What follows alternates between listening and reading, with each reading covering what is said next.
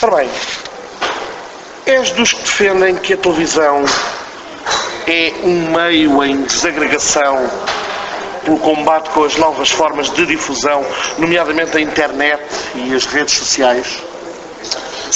Do ponto de vista teórico, não. Ou seja, parece-me que a televisão, se estivesse a cumprir aquilo que pelo menos eu espero dela, nunca entraria em desagregação, nunca entraria em concorrência. Pelo contrário, ficaria a ganhar exatamente com o auxílio e não com o contraponto das redes sociais, da internet, da difusão de notícias através online. O problema é que me parece que quem está a fazer televisão, se isto se passasse no mundo do futebol, eu diria que as equipas da televisão abdicaram da sua identidade e passaram a jogar mais de acordo com as regras do adversário. Ou seja, o que é que nós vemos cada vez mais? Informação muito célere, não confirmada, abusiva, especulativa, e desse ponto de vista parece-me que é a televisão que está a entregar a televisão, informação, que está a entregar os pontos às suas concorrências, em vez de reservar e de praticar as suas próprias competências. O que é que eu quero dizer com isto? Quero dizer que... Mas de uma forma mais específica, então, quais serão essas mais-valias, essas benesses, essas vantagens que a televisão pode ter do seu lado para se apresentar como uma forma de diferenciação e como necessária? João, desde logo a televisão, a informação em televisão, e repara que eu até agora estive a falar quase exclusivamente de informação, porque eu acho que o entretenimento é toda uma outra conversa. Desde logo a informação em televisão, em primeira análise, ainda é feita por jornalistas. Sendo feita por jornalistas, seria exigível uma credibilidade, uma fundamentação, um desenvolvimento completamente diferente daquele que a internet e as redes sociais nos podem dar. Depois, nós muitas vezes entusiasmamos com as hipóteses que nos dão as chamadas novas tecnologias, de novo já não têm assim tanto, e esquecemos que há uma parcela significativa, e sobretudo em Portugal, da população que continua a preferir os meios tradicionais e que só os vai abandonando em função daquilo que eu te disse atrás, em função daquilo que é o abdicar da personalidade e da espinha dorsal da televisão. E o modo fragmentário, o modo parcelar como hoje se liga com a absorção e com o acesso à informação, de que modo é que isso vai transformar, ou já está necessariamente a transformar, a forma como tem de ser pensada a informação, para voltarmos eu acho que já transformou tudo. Acho que hoje, infelizmente, a crise dos jornais é conhecida, as audiências de televisão oscilam de uma maneira muito mais rápida, muito mais abrupta do que acontecia antes, em que apesar de tudo havia uma certa estabilidade, uma certa continuidade. Agora, a sensação que eu tenho é que o fragmentado poderia ser bom. A existência e o crescimento de canais temáticos poderia ser bom. Até porque, enfim, sendo em última instância um momento de escolha do telespectador, quanto maior for a oferta, em princípio... Maior especificidade de conceitos. Exatamente. Claro. Aquilo que acontece é que em virtude de uma concorrência que às vezes é completamente desregrada por parte dos próprios e por parte de terceiros, em função daquilo que são, mas essa é uma conversa que nos levaria muito longe, que são as estratégias dos próprios grupos de comunicação social, em que as televisões não estão sozinhas, as televisões aparecem ou como suporte, ou como consequência, ou como outra coisa qualquer de outros meios. Tudo isto conduz a quê? Conduz a que muitas vezes se ponham interesses e objetivos absolutamente parcelares e particulares acima daquilo que deveria ser a verdade e daquilo que deveria ser muito obrigado, a deontologia aplicada à informação em televisão. Eu fiquei muito entusiasmado quando começaram a aparecer os canais de informação na televisão. Sim. Hoje temos vários, a RTP3, a SIC Notícias, a TVI 24. Exatamente. A meu ver, entrou nesta corrida um elemento... Já lá iremos. Não, eu quando falava desta questão da fragmentação, pensava essencialmente passo o inglesismo no delay do acesso à informação, não é? Porque uma vez que eu vou ver um programa de debate, um programa ou até de informação do corpo, portanto de difusão de notícia, mas não em tempo real, eu não posso estar sempre a alicerçar-me apenas na informação pura e dura.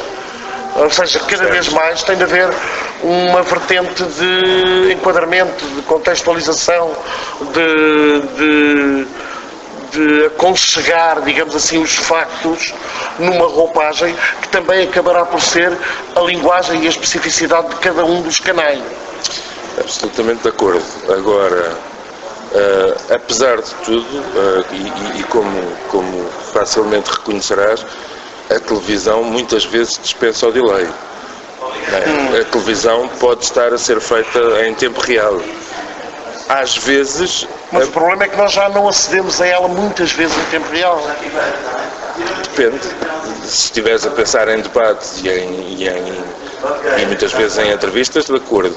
Se estiveres a pensar em coisas que estão a acontecer no momento, a televisão entra pela casa dentro. Sim. De uma forma que nunca tinha acontecido antes. A meu ver, essa obsessão da rapidez que nós que somos mais homens dos jornais transformaríamos na obsessão da caixa, no dar primeiro, certo, não é? Muitas vezes prejudica a qualidade do trabalho que chega à casa das pessoas, porque a sufraguidão é tanta, a ânsia de dar primeiro é tanta, o garimpo doentio pelo exclusivo é tanto, que muitas vezes quem está a fazer não se apercebe que está a dizer grandes asneiras, que está a passar... E ironicamente, falaste aí dos jornais, ironicamente, os jornais acabam precisamente por ser aqueles que hoje não têm o papel de dar primeiro. De acordo. Embora a meu ver... não é a eles que está reservado... Não, com certeza que não, mas um dos problemas dos jornais de hoje é que também abdicaram de dar notícias e isso se calhar contribui um bocadinho para a crise que se sente. Noutro caso, não vale a pena ser mais específico do que isto, as notícias estão lá, mas a gente em cada 3 pode acreditar em meia. Como é que tudo isso se articula com novas realidades como os blogs, as páginas de Facebook temáticas? O que é que esses novos meios, chamemos-lhe assim, ou pelo menos suportes, podem trazer à difusão e à diferenciação da informação? Um blog geralmente é feito por alguém que percebe muito de um assunto, ou que está muito dentro de um assunto. O que é que isto pode trazer à informação? Eu confesso que como acesso pouco os canais de televisão via net, não sou um especialista, nem pretendo ser um grande conhecedor desse capítulo.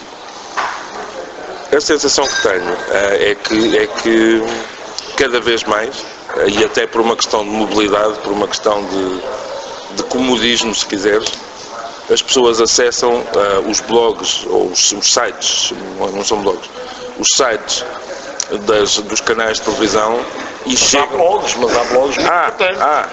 Há blogs muito importantes. Aquilo que me parece é que... Onde muitas vezes os órgãos ditos sérios, e obviamente aqui estão umas grandes aspas, vão beber a informação. Pois. Porque sabem que a pessoa que faz o blog está muito mais bem informada do que o jornalista encartado.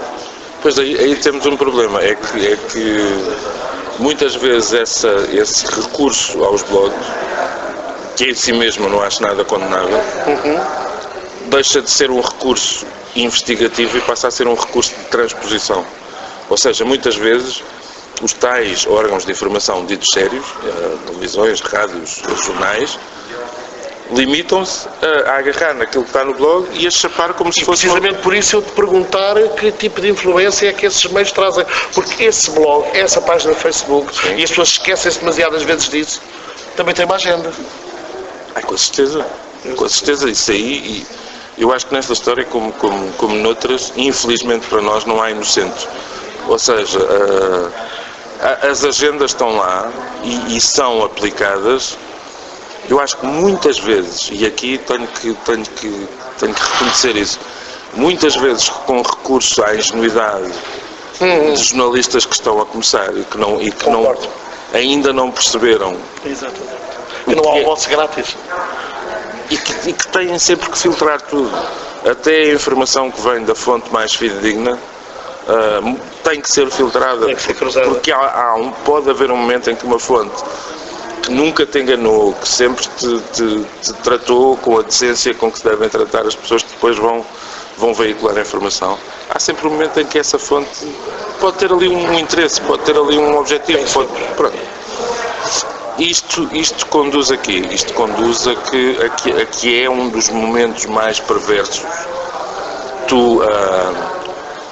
Lá está, pela credibilidade que te merecem os canais de televisão, neste caso concreto, tu veres notícias de televisão apresentadas com o carimbo, com a chancela, com a rubrica do próprio canal e perceberes que aquilo é meramente uma transposição dos blogs, sem filtro, sem acrescento. Não, sem filtro e sem sequer explicar às pessoas, atenção, nós estamos a dizer isto, mas isto vem do blog tal. Nem sequer a origem é citada. Não, mas isso leva-me a uma outra questão que hoje está muito patente nas nossas televisões. Regularmente surgem nas diversas estações, em todas elas, investigações que denunciam escândalos, casos gravíssimos, uns mais graves que outros, verdade seja dita, mas quase todos, a maioria das vezes, arrisco-me a dizer, com vários anos. A tal questão da agenda subjacente, que é uma questão muito importante e que muitas vezes é perfeitamente ignorada, porque as pessoas não são obrigadas a saber isto. Agora, se não se falar sobre isto, é que não sabem forçosamente. As audiências justificam a subserviência a esses interesses de quem faz surgir periodicamente determinadas denúncias gravíssimas, imagino e acredito, mas segundo uma agenda própria.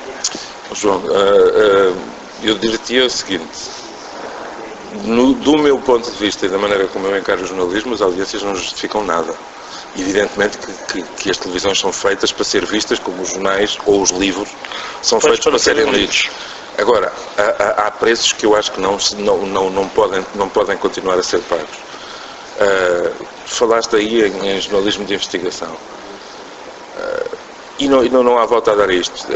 A partir do momento em que o canal de cabo que mais tem crescido em audiências é um canal que faz pompa e circunstância dos seus alertas, que faz pompa e circunstância de um léxico absolutamente particular, que é o léxico da tragédia, do crime, do sangue, do horror, da incúria, da irresponsabilidade, dos abusos dos milionários, e milionários para eles são pessoas que acima de 1000 euros já são milionários. Começas a pensar... São rigorosos na etimologia. Precisamente. Começas a pensar o que é que andamos todos aqui a fazer.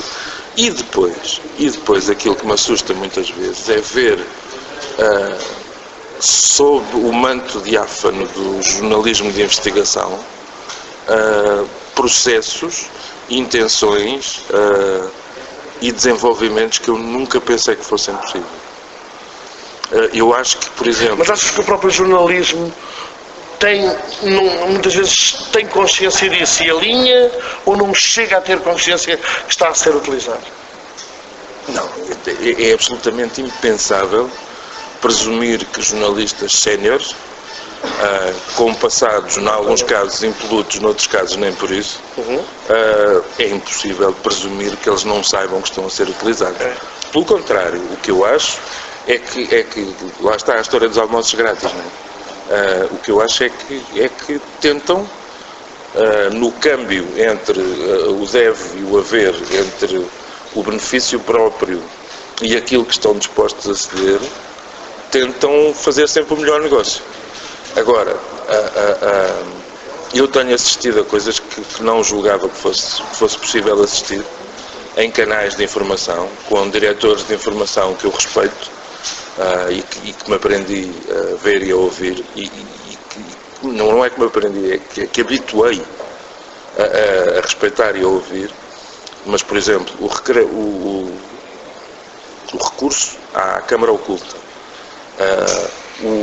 o atrair pessoas a estúdio para entrevistas que são claramente armadilhadas, a facilidade com que se inclui ou se omite um testemunho que só serve na sua inclusão ou na sua exclusão para levar a peça jornalística no sentido em que se quer. E uma das coisas que eu aprendi quando cheguei ao jornalismo é que tu deves tentar partir o mais possível, em absoluto, também não me parece viável, mas deves tentar partir para uma notícia ou para uma reportagem com uma folha em branco, não é? Lá está, não está lá a agenda. Sim.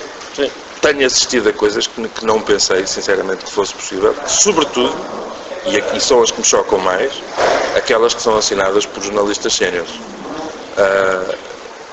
Que também posso perceber que sejam, pela sua continuidade e pela sua permanência de anos na profissão, aquelas que são mais apetecíveis para quem quer inocular, chamemos-lhe assim, a sua agenda.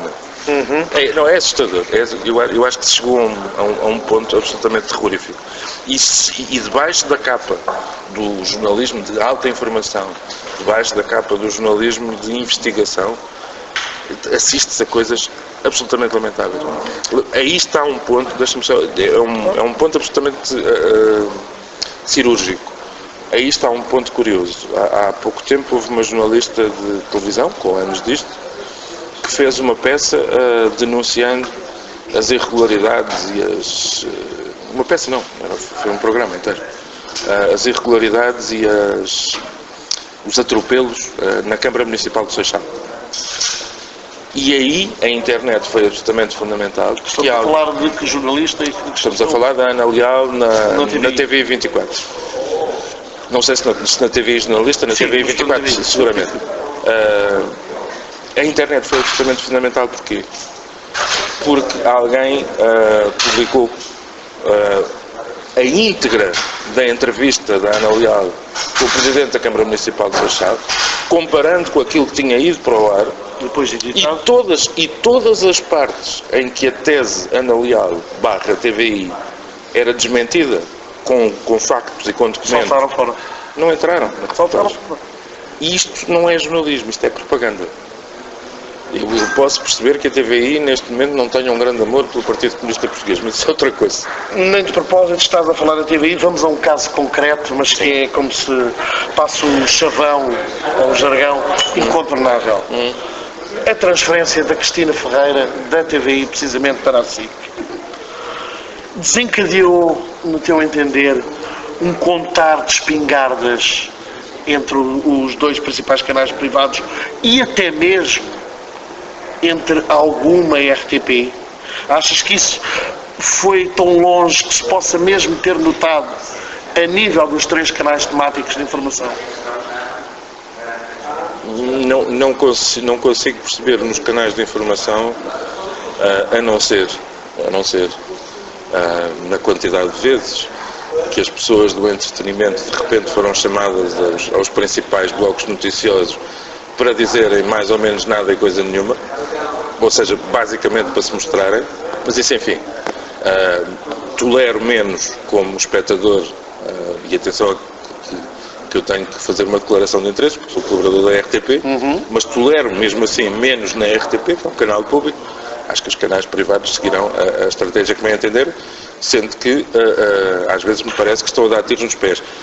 Em relação ao resto, acho que ainda não assistimos acho que esse eclodir da guerra já aconteceu. Acho que Mas esse tipo de reportagens que tu referias há pouco são emanados no canal Generalistas, mas a seguir passam para o canal de informação. Claro que sim. Ou às vezes até fazem o processo inverso. Não perca já a seguir o debate que continua ali. Claro. E aí estamos a falar do canal pago por cabo.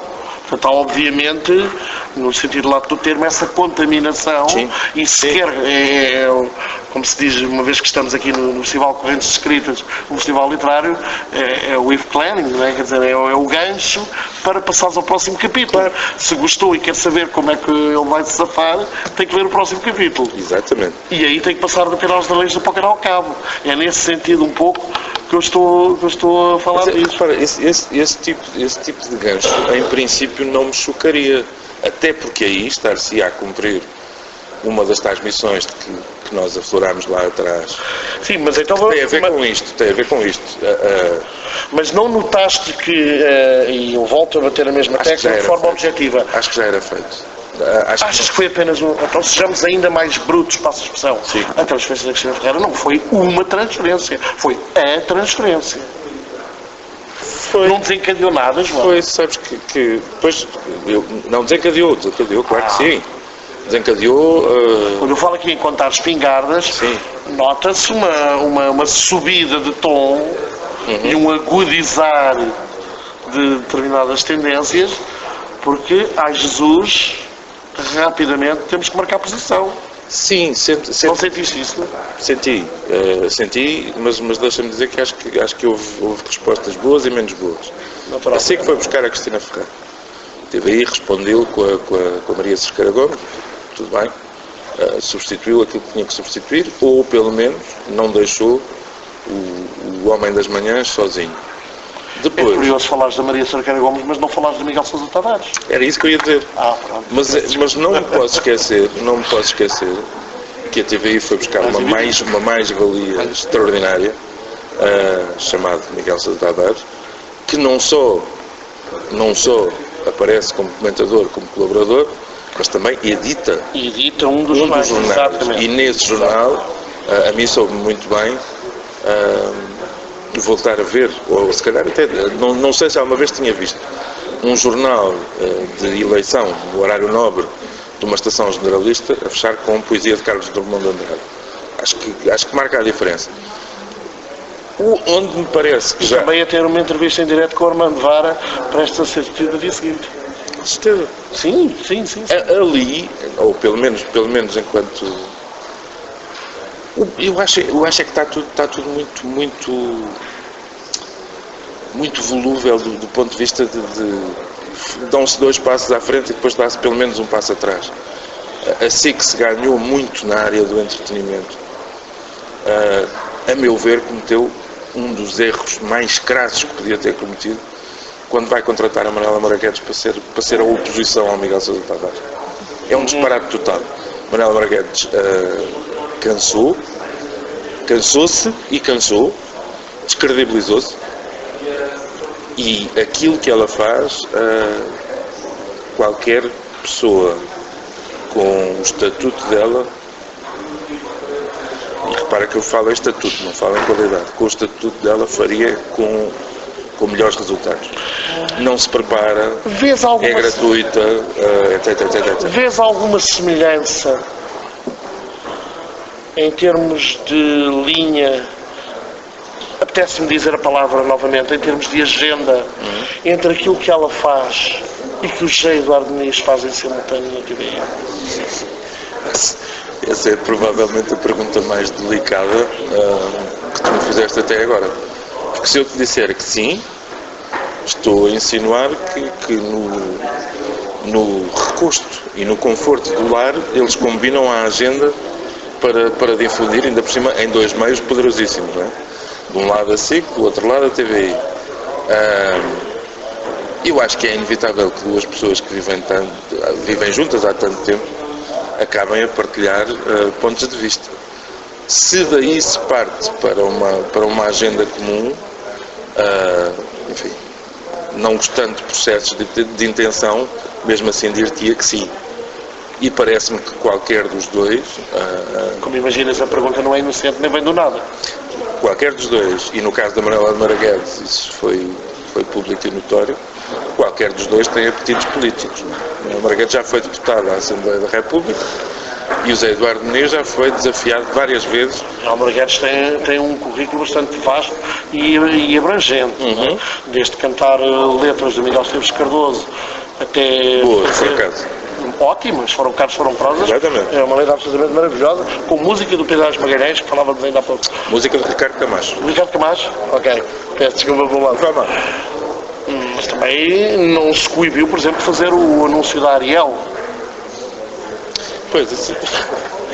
Bem, eu não sei onde é que a conversa vai parar, mas essa coisa... Há quem diga que são como as cerejas, mas isso... Essa conversa extraordinária do jornalista que tem uma carteira profissional, mas dizem-lhe assim, olha, tens aqui 150 mil euros e faz o anúncio da Ariel, e ele diz assim, está bem, espera aí um bocadinho.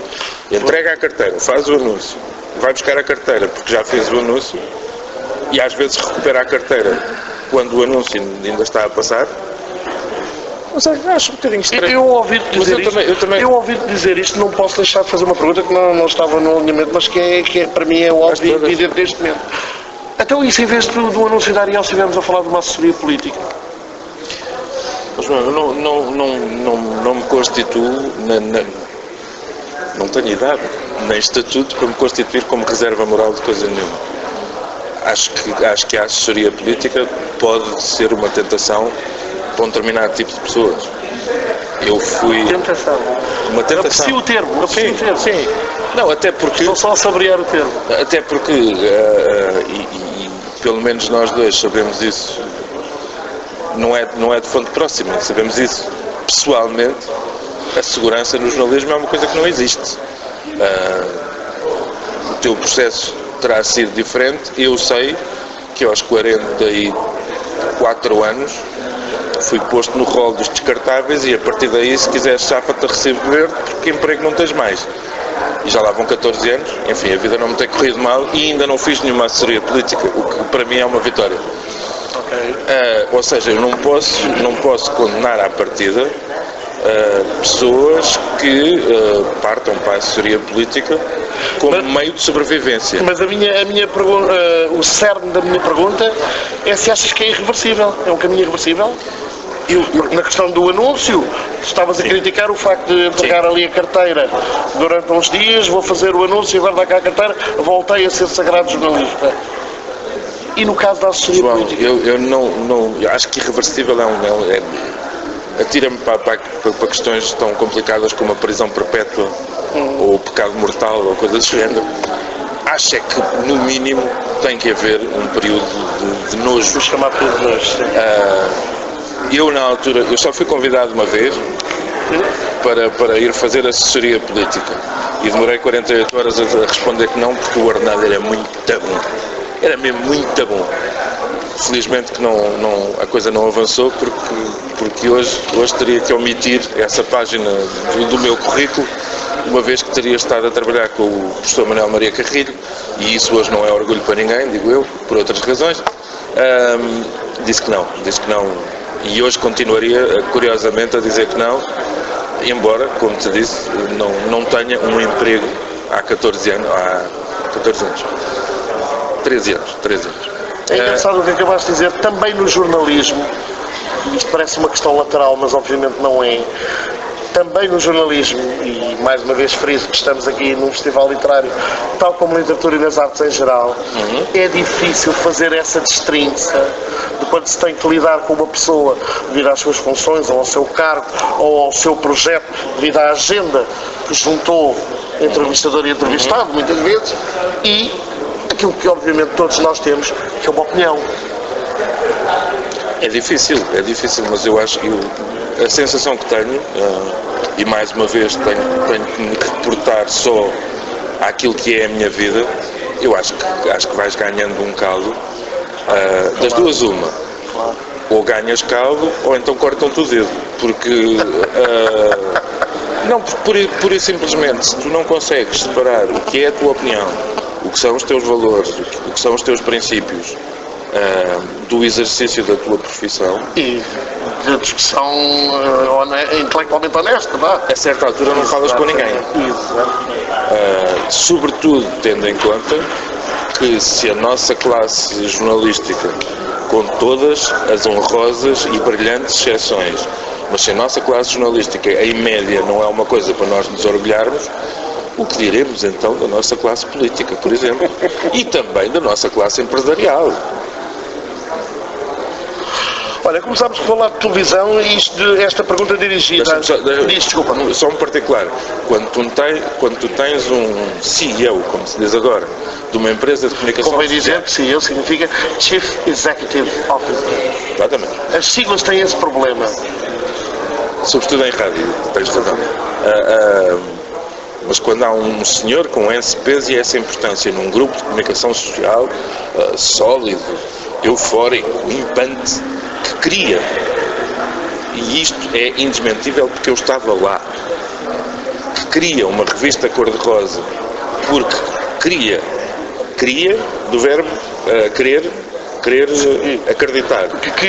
Porque queria, do verbo querer, de intenção, ver as fotografias que ele e a sua legítima esposa faziam nos cruzeiros, queria ver isso dado,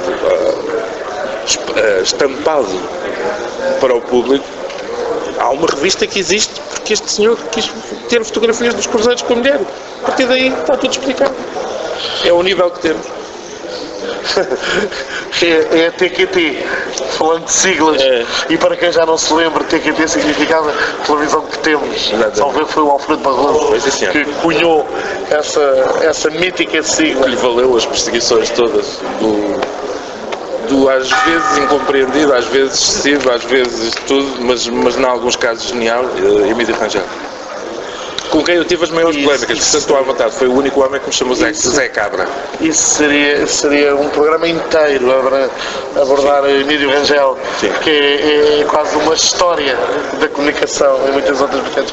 Eu começava por dizer há pouco, estivemos a falar de televisão, dirigida a ti a pergunta pode obviamente parecer inquinada. Não há um excesso de futebol nas nossas televisões? Claramente. O problema é que, mais uma vez, nós temos a tendência compreensível, aceitável, de confundir o futebol com aquilo que é discutido nas televisões. Que não é futebol. Havia uma palavra de ordem de uma rádio episódica que funcionou nas Amoreiras, e não foi o meu CMR, era a Rádio Gesto, que era o Lisboa e tudo à volta. O que se passa nesses programas é que não é o futebol, é o tudo à volta. Posso responder-te como espectador, o único programa, enfim, não é que eu veja, mas o único programa a que eu assisto porque estou lá, chama-se Trio de Ataque e é na RTP, não vejo mais nenhum. Não vejo, não tenho paciência para ver senhores aos gritos, senhores a especular, senhores a inquinar, senhores a... Quer dizer, eu achava que... Mas independentemente dos programas de debate, que no fundo é disso que tu estás a falar, não achas que é doloroso, digamos assim, para o desgraçado do telespectador que faz o chamado zapping entre os 3 canais e durante 2 horas apenas consegue encontrar quem fala sobre o terceiro penalti? Eu sou um homem positivo. E que só consegue encontrar quem comenta o terceiro penalti, a 4ª queda, o terceiro fora de jogo, a 4ª substituição. Isso depois dos jogos, porque antes dos jogos estão lá uns senhores, muito importantes também, a explicar o que é que vai acontecer. Exatamente. E depois não acontece. Portanto, temos o pré-match, depois temos... O pré-match é uma expressão meio... Não, é maravilhoso. Temos o pré-match. Antes do pré-match temos as antevisões dos treinadores, que dizem sempre a mesma coisa, que é, vamos jogar de uma maneira aplicada, o adversário é difícil e valoroso e está muito bem treinado, temos que aplicar o nosso jogo, dar o nosso melhor. Sempre a mesma coisa, nas antevisões. Os pré-matches são os tais senhores que explicam aquilo que vai acontecer e depois não acontece, mas eles não se enganaram. O jogo é que se enganou. A bola é redonda e são 11. A bola é redonda. Depois temos a negação total de televisão, em alguns canais, que é o relato radiofónico em rádio. Que é, tu sabes, tens um senhor na televisão que te está a dizer assim, a bola agora vai para ali, vai para a esquerda, vai para a direita. Que extraordinário. Alguém diga que nós estamos a ver o mesmo, não é verdade? Depois acaba o jogo, tens outra vez reações, tens conferências de imprensa dos treinadores, mais ou menos a dizerem que não, a nossa estratégia correu bem, o que não correu bem foi a equipa de arbitragem, porque não sei o quê, e depois tens horas de gajos a discutir a tal história do terceiro penalti, da quarta substituição, do quinto fora de jogo, quer dizer, não há, de um determinado ponto de vista, não há matéria, não há assunto, não há universo tão escrutinado, mas tão mal escrutinado como o futebol. É absolutamente excessivo. E este é absolutamente excessivo. Leva-me, por exemplo, a perguntar uma coisa. Eu já tenho dificuldade em perceber que haja jornais diários desportivos, tanto em Portugal como em qualquer outra parte do mundo, mas cá são 3. Esses 3 jornais desportivos, muitas vezes, metem o pé na poça porque têm que inventar qualquer coisa, e o inventar aqui não é inocente. Agora, um programa de 3 horas todos os dias para falar de futebol, e estou a falar só de um, repara, nem nos tempos controversos, e não estou a fazer nenhum juízo de valor, mas nem nos tempos controversos do PREC, a política teve este tipo de importância, este tipo de difusão. A única explicação, lá está, mais uma vez, é que o futebol vende, o futebol vai buscar audiências. Agora, eu vou usar uma expressão que foi usada pelo secretário de Estado da tutela. Ponham-se a pau, porque eu não sei se não estão a matar, a sério, não sei se não estão a matar a galinha dos ovos de ouro. Qualquer dia ninguém pode ver uma bola. Exatamente. Eu faço hoje, e em princípio, a menos que eles joguem entre si, tenho que ver pelo menos 3 jogos todos os fins de semana. 3 jogos, mesmo sem pré-mates, mesmo sem coisa, são pelo menos 4 horas e meia que eu estou sentado todos os fins de semana a ver futebol. E garanto-te uma coisa, hoje tenho muito menos prazer do que tinha há 10 anos ou há 15 anos. João Roberto, estamos a aproximar-nos do fim deste périplo pela televisão e pela comunicação de um modo mais abrangente. 2 últimas questões. Em 2001, Sim. foi assinado um acordo de autorregulação entre os 3 canais de televisão portugueses que atualmente operavam, impedindo a promoção de programas próprios nos espaços noticiosos. Logicamente, e é evidente, o acordo foi parar à gaveta. Hoje, seria possível voltar a assiná-lo? Não me parece. Não me parece. A partir do momento em que tu vês vamos dizer assim, constrangido, Rodrigo Guedes de Carvalho a entrevistar a Cristina Ferreira no Jornal da Noite, a partir do momento em que, como resposta, e eu acho que devem ter ido buscar a senhora à casa quando viram que a Cristina ia aparecer na SIC, em que vês o José Alberto Carvalho, não menos constrangido, a entrevistar a Rita Pereira, que são pessoas que ainda bem que existem, ainda bem que há à nossa escala, à nossa muito reduzida escala, o chamado Star System da televisão. Apesar de tudo, prefiro que ele exista em torno da Cristina Ferreira ou da Rita Pereira do que daquela legião de concorrentes de reality shows. Mas lá está, para não nos afastarmos muito do cerne do que era a questão e sobre o que eu gostava de facto de ter a tua opinião. O espaço noticioso na altura, e foi isso que deu origem a este acordo de autorregulação, recorde-se que em 2001 foi quando arrancou o Big Brother. E foi o Big Brother que desencadeou. Don't we know that? Mas é que foi precisamente, convém contextualizar, já lá vão 18 anos e há gente com memória fraca.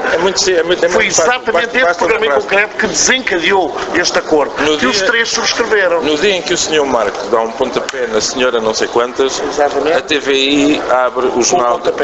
E não com a recandidatura de Jorge Sampaio. Exatamente. Todos nós nos lembramos disso. Acho que seria absolutamente impossível a assinatura de um acordo desses nos nossos dias. Eles vão passar aqui a buscar. Sim. Então vão lá se buscar